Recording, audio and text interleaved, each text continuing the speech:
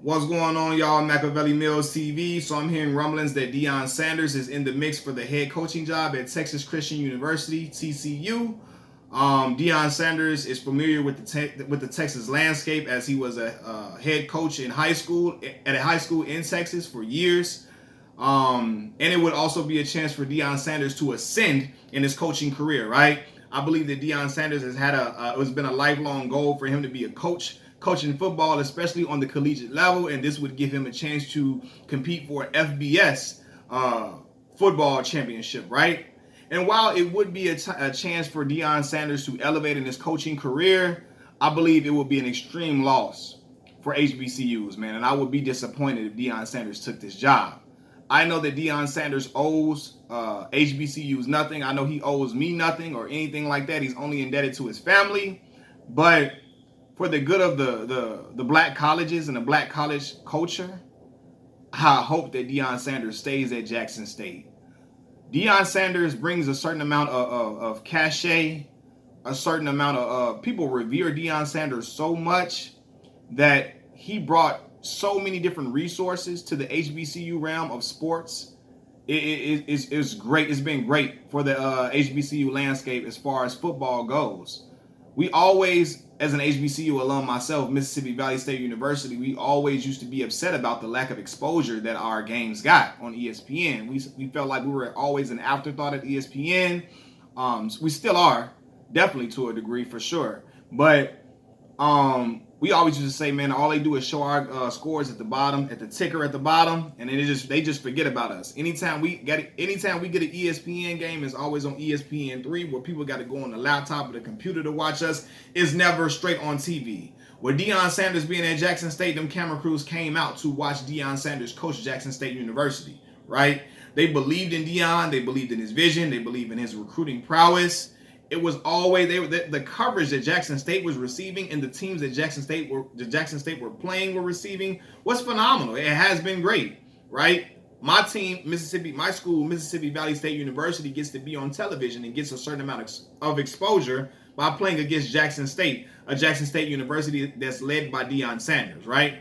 Deion Sanders has gained, he's been able to garner the respect that HBCUs have been. We've been vying to get, that we've been needing to get, right? The respect that we've been needing to get, Deion Sanders has helped to bring that to the HBCU football game. While I know he's not the only person of reverence or prominence coaching at an HBCU, especially in football, we have Eddie George at Tennessee State and a host of others. Deion Sanders is the most prominent name in the head coaching game in HBCU football. I just feel like, man, Deion can bring so many resources to not only Jackson State, but to all different schools across the SWAC. Look at the way he was talking about even just paying for other schools and universities to have their kids' name on the back of their jerseys, right? Paying to send trainers, athletic trainers, to other HBCUs in the SWAC, in the very conference that he plays in, right, and competes against. He was willing to send trainers to other institutions who may have lost trainers due to COVID, so on and so forth. It's a lot of schools that are underfunded in the SWAC. My institution in particular, Mississippi Valley State University, where it's probably one or two trainers on staff, and that's it.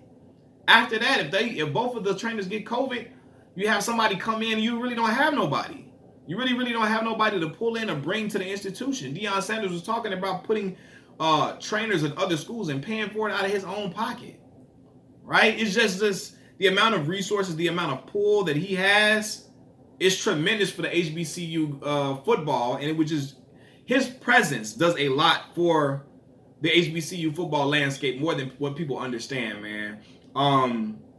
You got people paying attention to SWAC football, to MEAC football, and everything like that, just because Deion Sanders is in the midst of that, right?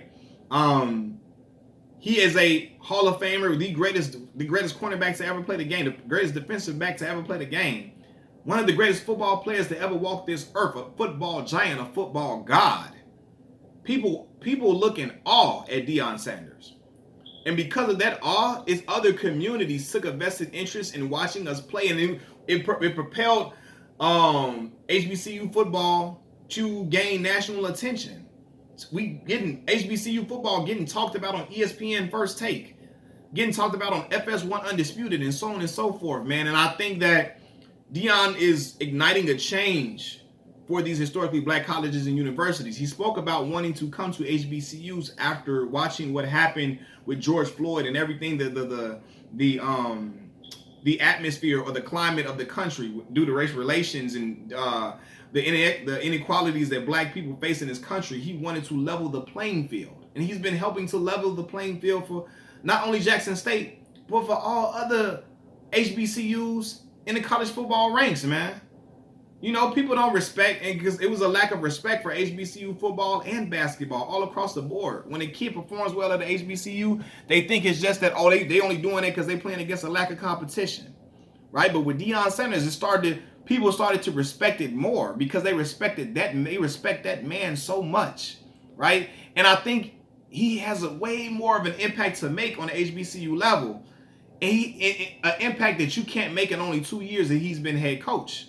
So I hope that Deion Sanders stays at Jackson State and creates a culture, not only at Jackson State, but it creates a bowling ball effect all across all HBCUs to get other famous alumni from. Because listen, all the football greats of the 80s and all that, they came from the HBCUs. 80s beyond and all that, they came from HBCUs.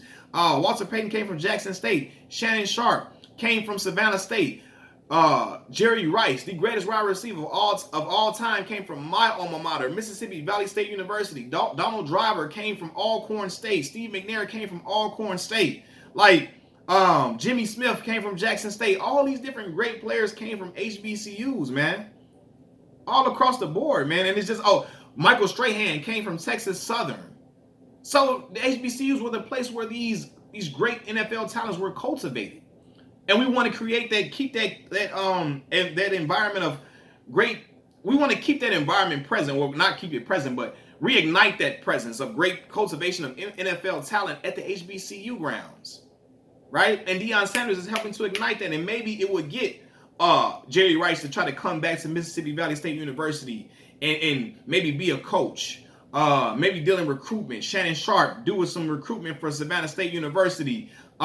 Texas Southern, Michael Strahan is popular all across TV, making mega millions, but to give some influence to Texas Southern's football program, right? Deacon Jones spent 1 year playing football at South Carolina State, and then after he got into some trouble with some racial relations type stuff there, he came on to Mississippi Valley State to play his last year of football. And he's a Hall of Famer. He's the reason why the sack is a statistic, right? So all these great players came from HBCUs. Deion was helping to, is helping, not it was, because I'm not saying it like he's leaving. Deion is helping to reignite that culture back, to get that culture back reignited. Doug Williams came from Grambling State University, the first black quarterback to win a Super Bowl. Came from Grambling State. So we got to get these cultures that was always present. We got to get these coaches back popping, the culture back popping within HBCU football. We got to keep it going, man. We got to keep it going, man. And what is Grambling State's famous head coach? Is it Eddie Robinson? Please let me be right. Eddie Robinson. Look at the culture he created at Grambling. Deion can create that at Jackson State. All these other people can be inspired to come back to their institutions, to these institutions, and leave a strong mark, leave a legacy at these institutions to get HBCU football back to a great state of prominence where people respect it, where people hear that you went to Mississippi Valley State University and respect that and recognize that 2 Hall of Famers came from my alma mater, right? Jackson State got about 4 Hall of Famers. They got more than the University of Florida, and they still don't get the same respect of these institutions because why? Those institutions have more money. They have all these different connections. They have all these different resources that Deion Sanders is helping to bring to Jackson State, and it could lead to a trickle-down effect across all the schools in the SWAC, the Southwest Athletic Conference, and even in the MEAC and other HBCU conferences, man. That's important, man. That matters. And so I would be disappointed if Deion Sanders left Jackson State University because the work is not done. There's more work to be done, and he is the one individual that can help bring that change that we've all been desiring for the last for years now, right? I've always wanted this exposure for HBCU football, and I believe it could be bigger and better than ever But I think that the reason why it's been ignited is because Deion Sanders is there. People bow at the feet of Deion Sanders. You got Troy Aikman and them coming, and Rex Ryan coming to Jackson State University when they would never come to there in the first place, ever. And it was an afterthought. Just imagine what would happen if Jerry Rice was at Mississippi Valley State and so on and so forth. Deion's presence there is inspiring in many ways, and it can bring so many resources to the HBCU landscape, man. And as far as football is concerned, man, it's important, man. And I just hope he stays, man. Hope he stays, and hope he stays within Jackson State, man. It would be a big loss for not only Jackson State, but HBCUs as well. Machiavelli Mills TV, I'm out. Peace.